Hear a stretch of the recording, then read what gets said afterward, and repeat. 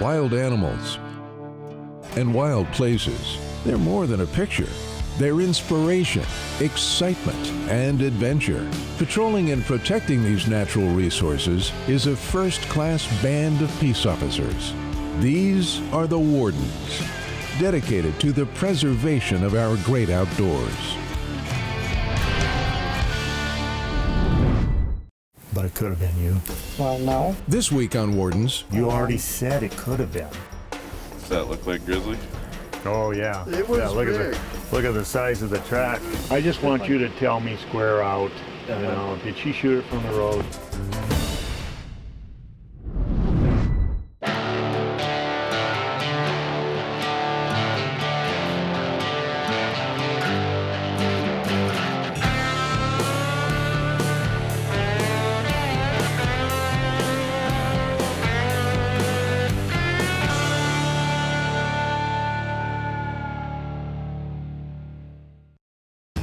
the Blackfoot Clearwater Game Range is more than 43,000 acres in size, located in western Montana. Its primary purpose is to provide a wintering area for the region's elk population, but it also holds mule deer, black bears, and grizzlies. With the increase in human population in the area, bear encounters are on the rise.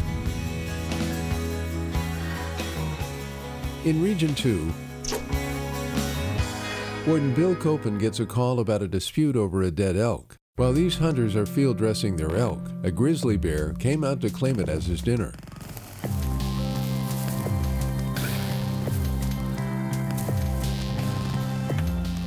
Definitely been bear here. Look at all the tracks. Good sized bear, wasn't it? It scared me. Yeah. What about definitely a grizzly? You know, I'm no expert, but it's a lot closer than I thought, because I was busy.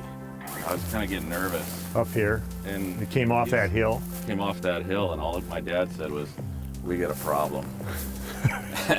So I look up, and he's heading barreling right at us. So my dad had set the gun down over here somewhere, so I was kind of busy scrambling, and by then he turned up, but I could see him walking around in the trees.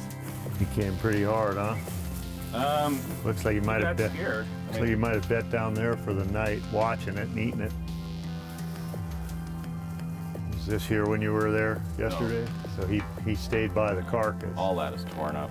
Yeah. Oh yeah. Yeah, it's definitely his now. And nobody got hurt. Bear got some meat. So that's the main thing. You didn't get hurt. No, we got the heck out of here. Yeah, it ain't worth getting hurt over. How long had you been dressing on it before that thing come in on you? We had it totally gutted. Okay. And then when it came in on me, I thought, well, I'll try quartering some of it. And I was looking down, and I was just like, this isn't worth it. Even with two of you there, it got pretty aggressive, huh, coming down the hill? You know, I didn't watch it very much, but my dad, I don't think he thought it was real at first.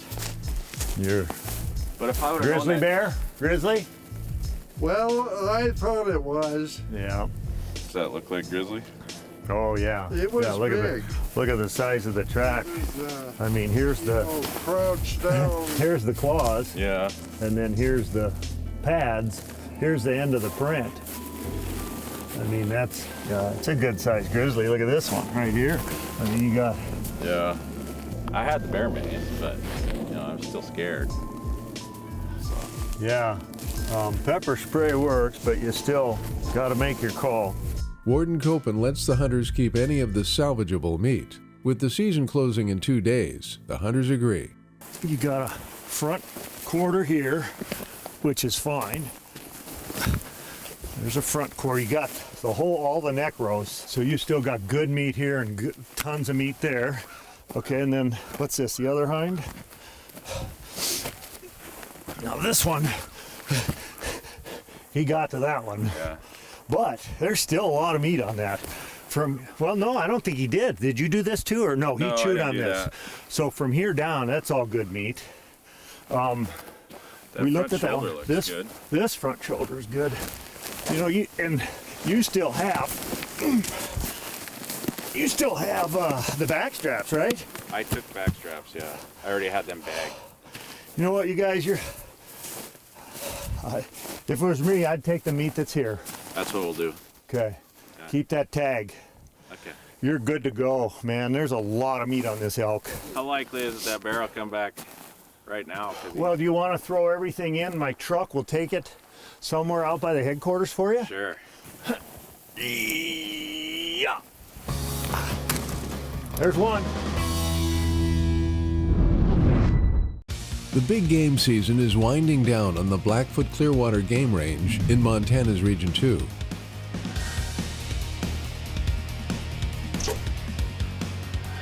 Warden Bill Koeppen is checking on hunters who wounded a cow in an area that requires special permits. Hunters are only allowed to shoot cows or bulls with a brow tine or better, no spikes. With another hunter in the area, Warden Koeppen wants to make sure there is no dispute over who shot the cow. How you doing, sir? Watching them go by. Yeah. If we can go, if it's okay Yeah, to if we can go. need to Hang get on a moving. minute. Did you Okay. take a shot at all? Yeah, I did.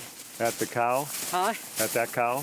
No, I believe I took one at another cow. That's why I came around the back to start checking for Okay, blood. so this is his cow. He's going to go after that one. It's wounded. Yeah, You're good I with can that? tell that. Okay. All right, you guys go Mine get it. looked like it thank you. shot a little high, so. Okay, right on. I just want to make sure we're not having a battle. You want to go send them back over here for me? They're in the timber now for good. Oh, I know. They won't come out today.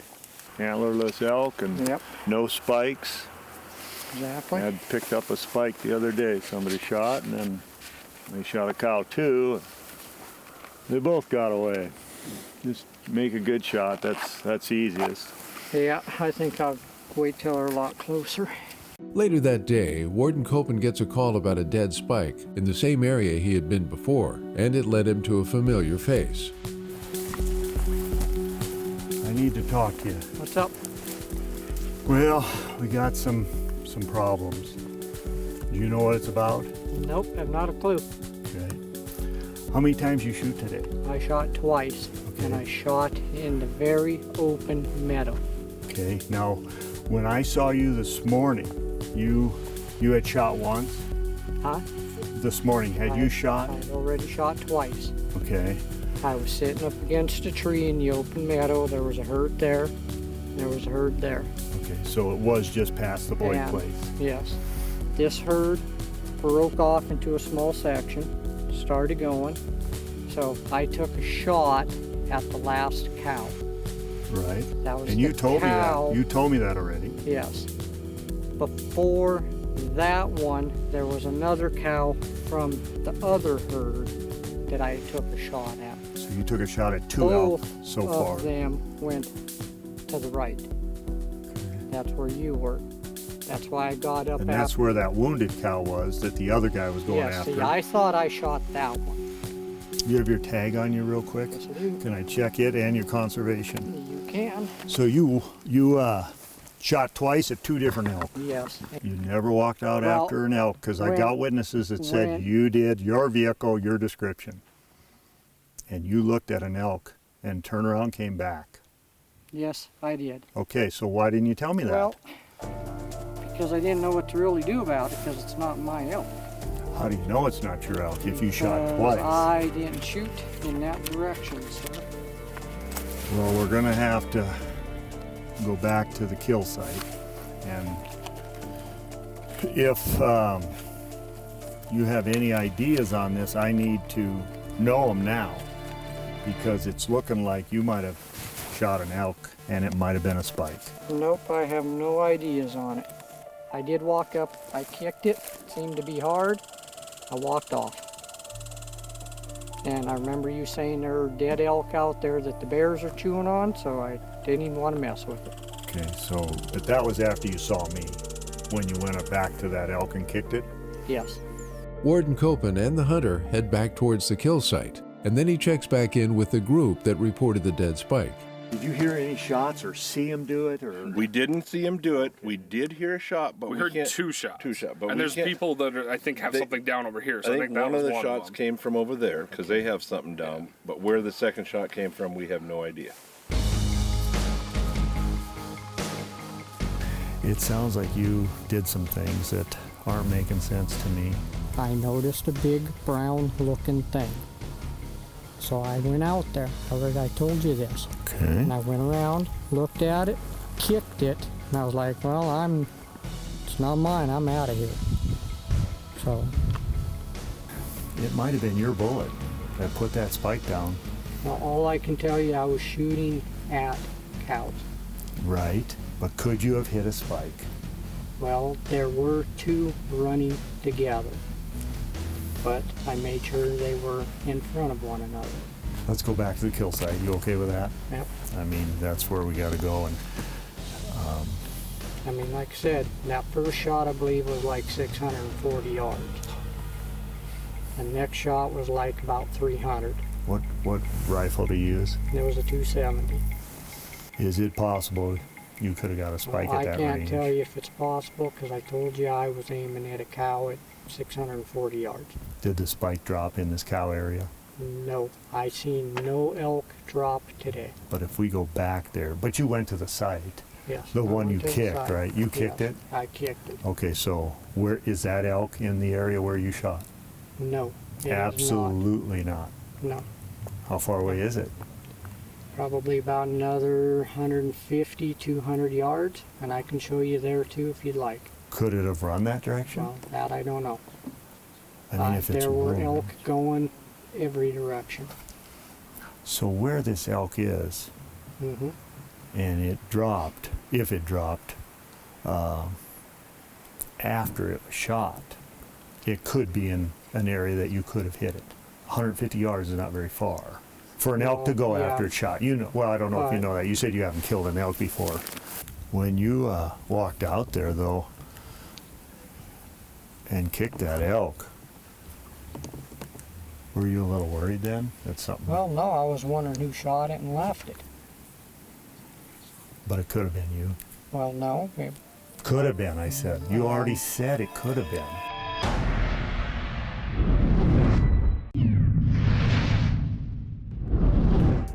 In Montana's Region 2, Warden Bill Koeppen has this spike elk down on the last weekend of the big game season. And you walked out on this morning and kicked it, right? Yep. This area is restricted to hunting cows or bulls with a brow tine or better, no spikes. This hunter says he shot at 2 different cows earlier in the morning and doesn't think he shot the spike, but Warden Koeppen isn't so sure. But it could have been you. Well, no. Could have been, I said. You already said it could have been. I said I shot at a cow elk. Right, but there were spikes in the group. Can we go out there and see your prints in the snow? Should. Okay. You didn't shoot back here at all? Nope. Let me know. I'm just trying to figure it all out. Just Could you have shot this elk and had it come this way when you started walking this way? Could that have happened? yes, that could have happened. I believe I was by one of these trees on my first, and then I moved over and sat behind a tree over here so I could have more of an open area. Which was your long shot? This one was actually my long shot. That one there was my shorter shot because they were coming right on down. They were running on both shots, or were they No, they'd actually stopped and they were standing. on both shots or the first one? Nope, on both. Did you see anybody else go out to that spike? No. And I'm like, you know what? I don't want no part of it. The best thing to do is report that. I agree, but I had to go get service too. And Yeah. I don't have it here, so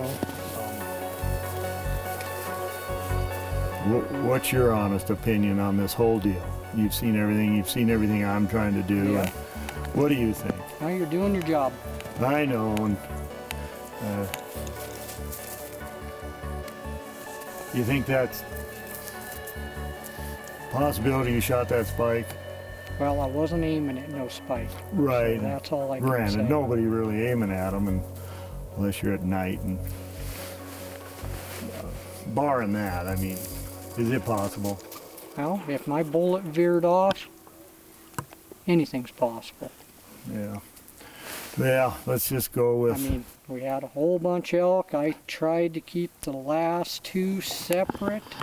Actually, they were doing a good job keeping themselves separate, and the I bulls. waited till they separated one in front of the other, and that's when I took my shot, and half that group just back that way. And Did they come through the trees a little bit or around them? Oh, You don't know? no, Because I you don't know. lost them. You're in the area. I got these guys down here. They heard 3 shots.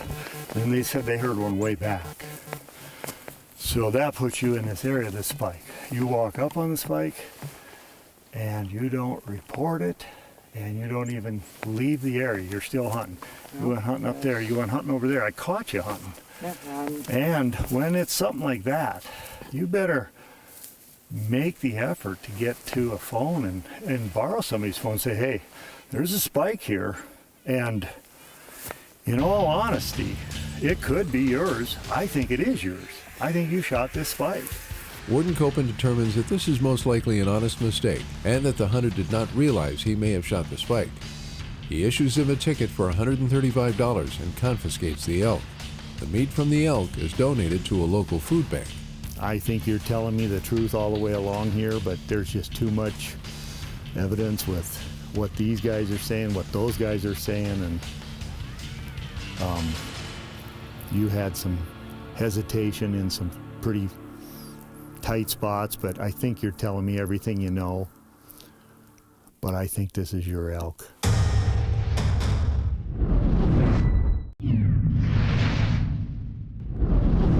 Whoa!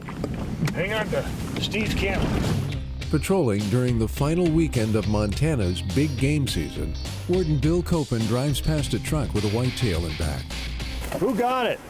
Girl in the back. Yeah. Yeah, we got it over on the other side. Over there. Right on. Did you get it on a hike? Were you hiking or get it by the road? Off the road. Off the road? Yep. Yeah.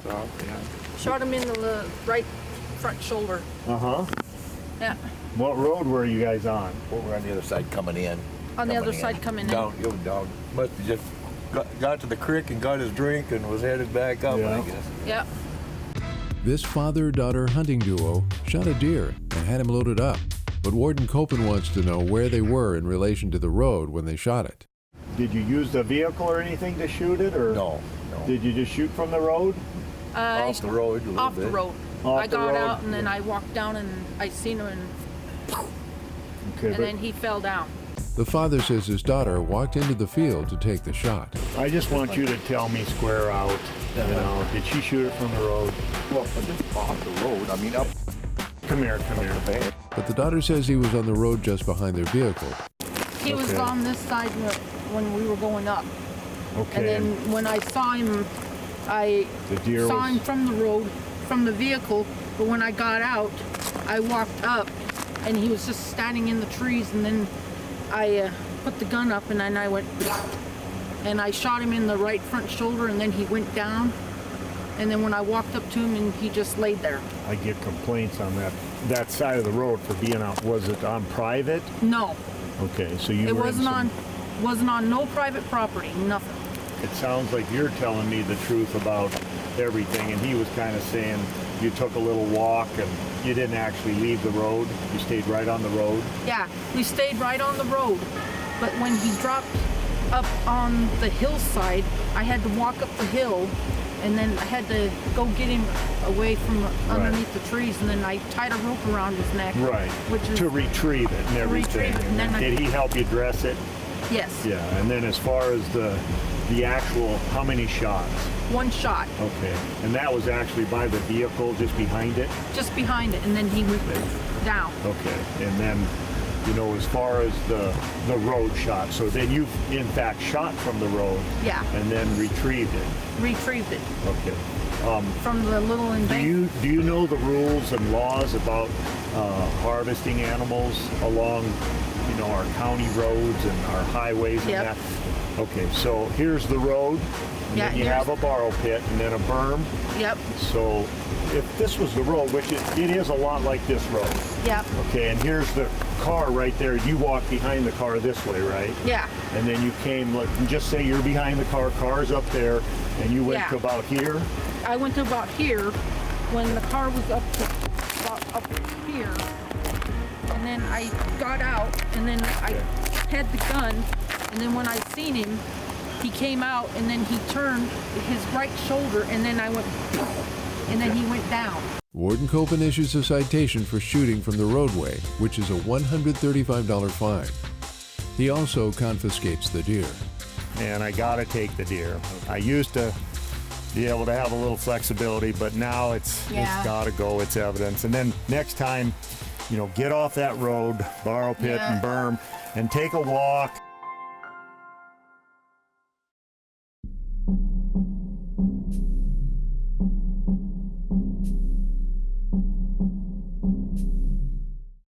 Wild animals and wild places, they're more than a picture. They're inspiration, excitement, and adventure. Patrolling and protecting these natural resources is a first-class band of peace officers. These are the Wardens, dedicated to the preservation of our great outdoors.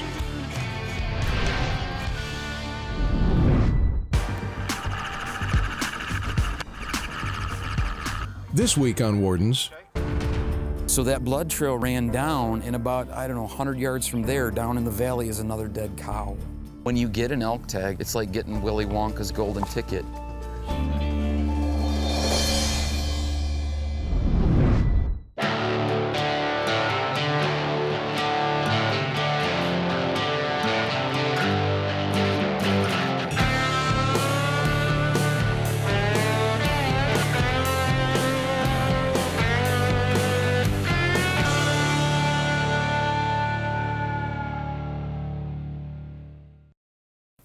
She could have been shot right here, jumped again right here, and she's continuing to go that way. Michigan has two distinct elk seasons. One that starts in late August and one that starts in early December. For the first one, conservation officers and DNR employees visit the site of every successful kill. I do all the paperwork, then I get my hands all bloody. Okay. Sounds good. Is it a bull or cow? It's a bull. For the second, all harvested elk are taken to a check station, and COs check kill sites in the surrounding areas. And you can see the bullet traveled, looks like through the lungs pretty well. When you get an elk tag, it's like getting Willy Wonka's golden ticket, When you get that, it's just a special time. It's a hunt of a lifetime for a bull. It's huge to the economy, it's huge to the locals, the folks who hunt up here. And it's kind of special. You don't have to drive 1,500 miles to go out west to hunt an elk. You can actually do it in northern Michigan. Elk were reintroduced to the state of Michigan in 1918. The population has been as high as 1,500 and as low as 200. But with improved habitat and renewed public interest, the herd is healthy and growing. For each hunt period in 2016, 100 tags were awarded. In District 3, CO Mark Depew is on the scene of a successful cow kill. So she may have been standing maybe up in here when they shot, and it looks like maybe they shot from down here. We get there and we'll kind of look over the scene and make sure that there's no additional blood trails going off, that individual shot more than what he or she's allowed, which would be one elk. On occasion, we do find that multiple shots at elk, because they're a herd animal, they'll group up, and the more shots you take, obviously the number goes up, the number of animals that you could kill. So when we get there, we're looking for additional blood trails that go off. And the nice thing about the snow is the snow tells the story. It's hard to hide a blood trail that goes off in a direction and/or tracks. So we'll follow the tracks at an unspecified amount of time to see if there's any blood or it's stumbling or something like that would indicate that the animal was hit. Using the snow, Officer Depew tracks the blood trail, making sure nothing looks out of place to him. The harvested cow was in a group of elk, and he wants to make sure no other animals were shot. Yeah, so it looks like the rest of them went this way. So after she was shot, She went that way, and then the rest of them went this way. And I don't see any blood trails or, additional blood that may have indicated that there was a second animal hit. So that's good. Not every elk investigation goes this smoothly. Officer Depew meets up with fellow officers Bill Webster and Kelly Ross. This spike has been found, but the hunter had a cow tag. Officer Ross and I just had a there was no guy report, cow hunter report himself for shooting a spike bull elk. Now the officers must determine if it was his bullet that killed the spike. I'll probably just end up cutting the shoulder off and somebody can carry the shoulder out. The entry, you said he was broadside? The entry hole's right about there, so I'm gonna skin from here up.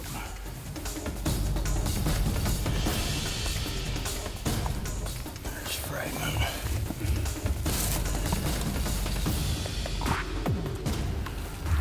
Another fragment. See those holes right there? Where where the bullet fragmented. And there's the main part of the bullet didn't come through there, but the bullet fragmented and part of it exited. It was held by the skin right there, and there's part of the bullet. There's another part right there. C.O. Ross pulls out more fragments, and C.O. Webster photographs them for evidence. Right there's where the bullet came through. Then C.O. Ross finds the bulk of the bullet.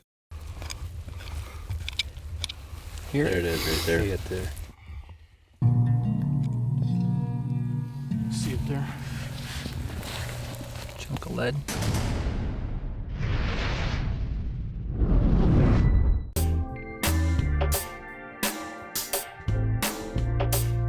So when you harvest your elk, you'll bring it into the elk check station, and we will gather the biological information, but we will also gather the location of your kill. It's not only a place where we check their animals, but we offer information to the hunters so they can learn a little bit more and share that in the future with other people who don't necessarily know what our elk herd is all about.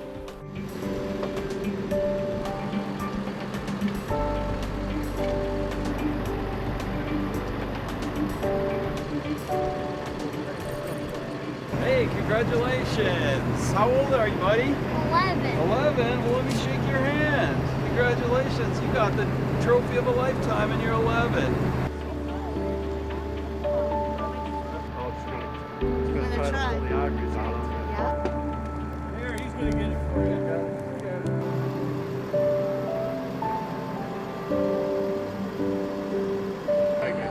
Flag Mr. DeValley. It's an Elkie with a selfie! In Michigan's District 3,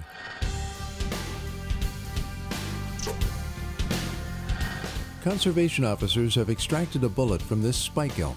The hunter had a cow tag, but his bullet matches the one found in this spike. So he's ticketed and the elk is seized, but it won't go to waste.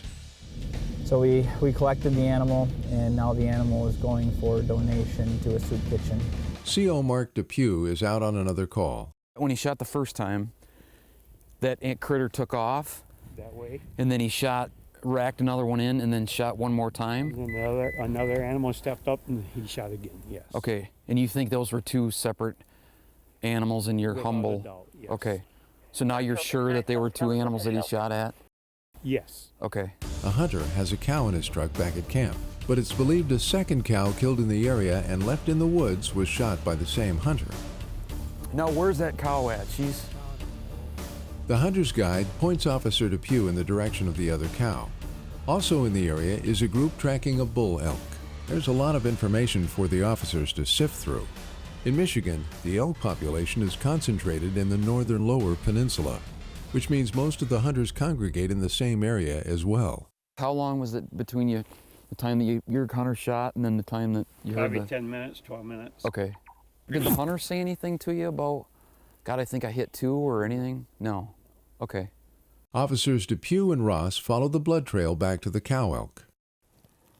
I'm gonna see if I can pull a bullet, and then we'll try to get her out of here with that four-wheeler.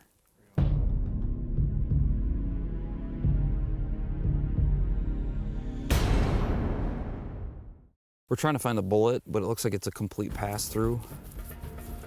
So usually they lodge in the outside, between the skin and the fat part, like right through there. They usually lodge right in there because the skin is so thick. No bullet is found as it went all the way through the animal. So the officers rely on their training and experience to piece together what happened. And the elk came across, and he shot, and the elk turned around and came back, right? So that would be the right side, would be the entrance. So that is the exit, right? I don't know if I believe anything it says. Well, there weren't any tracks across. There was only a couple tracks across. Yeah, but they were going this way. Where the blood from this one, per the guy, the tracks were going this way. And from the gas line, but from the gas line to the east, there was nothing. What gas line? The gas line that they were standing on when they were shooting, or the 2-track, whatever it is there. Okay, they were at the trucks. They were at the trucks. Right. And they're facing this way. Yes. Look at me. They were facing this way. Yeah. The elk came from this way. He shot, and the elk turned around and went back, and all the rest of them went back, which is consistent with what the tracks say. Okay. There's no tracks to the right. Okay. Remember he said by the road? Remember he said we were chasing them? I mean hunting them from Brown Road? Yeah. Didn't you pick up on that? Yeah.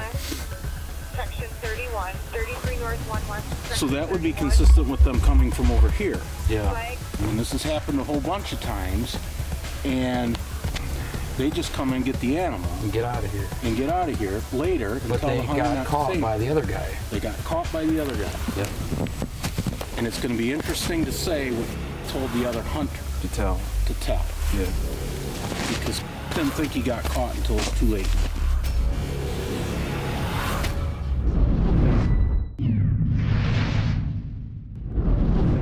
Michigan conservation officers Mark Depew and Kelly Ross are investigating the case of this dead elk. They got caught by the other guy. They got caught by the other guy. Yep. They believe a hunter shot 2 cows in his excitement, leaving one of them in the woods. Now they are waiting for CO Bill Webster to arrive with an ORV so they can transport the elk out of the woods before going to talk to the suspected hunter. COs first tend to the elk so the resource is not wasted. With multiple elk and hunters involved, the officers focus on finding the truth. So a total of, in this area, a total of 3 animals were at least wounded or killed. They're currently in the process of trying to track a bull that a bull hunter had wounded, and they're trying to kill him. But there was a cow hunter in there that apparently, as of right now, all the facts are leading to that the cow hunter shot 2 cows on 1 tag. So, you know, the initial report is the guide said that he was with him and saw him shoot twice. Initially, he said that he thought that it was possible that he had killed both animals. However, and then as it continued, he then said that he was for sure that the animal was killed by his hunter. So now we're headed to talk to the hunter and get his side of the story and see what he has to say, reference this elk in the back of the truck. So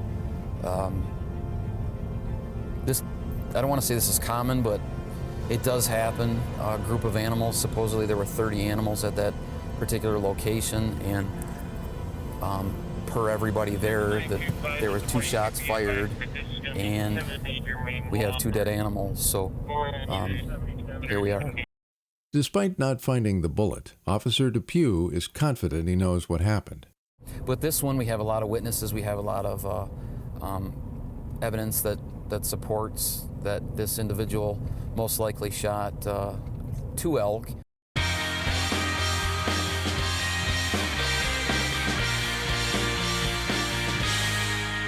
The state of Michigan routinely takes to the skies in an effort to help manage their elk population. Was the behavior standing? Did you have Kevin? 27? 27 where? Yep. Good. Pretty good counting. They do this in a couple different ways. One, via an aerial survey used to get a population estimate. It's a tough count. Aerial surveys is something that we do every year in February. That's the time of year when we have snow on the ground and we're basically able to see the elk really clearly. And what it tells us is it gives us a really good estimate of how many animals we have in the elk range, this area of northern Michigan. The other via a helicopter flight, used to net and collar elk. Yep. Ready to vote in there? Yep, that's it right in there. Number 5. The radio collaring project is a research project that is looking at elk movements, habitat use, and recreation impacts, looking at human and elk interactions, basically. Your tag's going in. Numbers? Once we were ready to release the animal, you know, we would be behind the animal and sort of gently taking these hobbles off. So you were behind them. So when they finally stood up, really they don't want to be around you. These aren't the kind of animals that are gonna, you know, they just want to be away from you. So once the hobbles were off and they realized that they were able to, they would just get up and then they would just sort of trot off away from you. Michigan's elk population is currently around 1,200, which is a little higher than what biologists would like to see. We want to keep it within that range because we know above that range we get impacts to the landscape, and below that range we get less opportunities for viewing. And next year, in 2018, the state will be celebrating 100 years of elk in Michigan.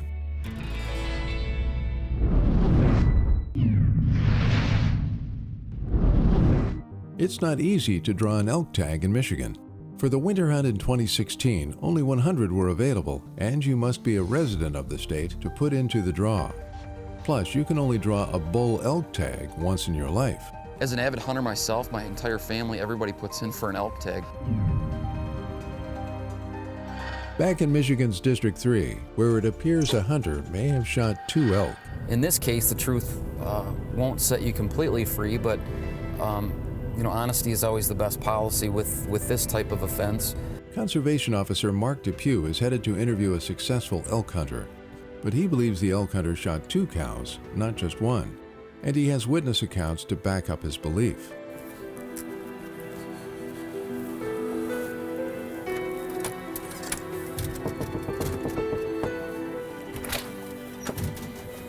How you doing? Good, sir. How are you? Not too bad. Good.